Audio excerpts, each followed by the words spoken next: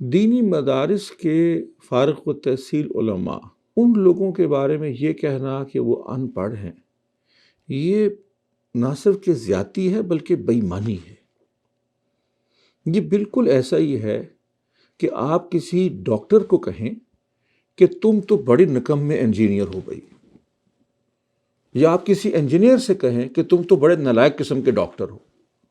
بھائی وہ اسپیشلسٹ ہیں، ان کا کام آپ کی سرجری کرنا نہیں ہے، علماء کا کام پل بنانا نہیں ہے، علماء کا کام آپ کو رہنمائی اور آپ کو نصیحت کرنا ہے، آپ کو دین سکھانا ہے، اللہ اور اس کے رسول صلی اللہ علیہ وسلم کی باتیں اور تعلیمات بتانی ہے۔ وہ وہی پڑھیں گے اور وہ بتائیں گے آپ کو۔ تو اس لیے یہ میں سمجھتا ہوں کہ یہ کچھ چیزیں زبان زد عام پہ آ جاتی ہیں، خواہ مخواہ وہ لوگ دہرانا شروع کر دیتے ہیں، وہ دیکھیں جن کو کچھ نہیں پتا۔ ان کو کیا پتا؟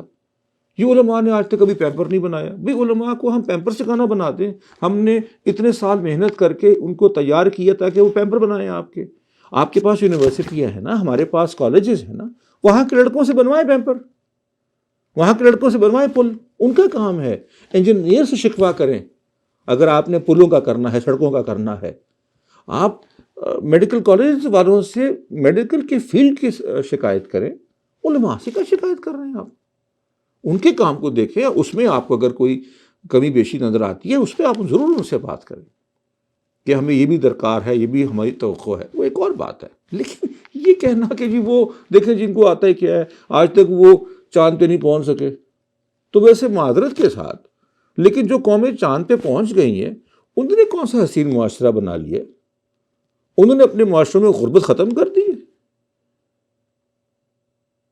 ہم اس پہ کبھی بات کریں گے کہ چاند پہ پہنچنے سے کیا فائدہ ہوا، لیکن علماء کی ہم بات کر رہے ہیں۔ علماء سے توقع وہ رکھیں جو کام جس کے لیے ان کو تیار کیا گیا ہے، ان کو اسپیشلائز کیا ہے، تخصص ہے ان کا اس چیز کے اندر، اس کی بات کریں۔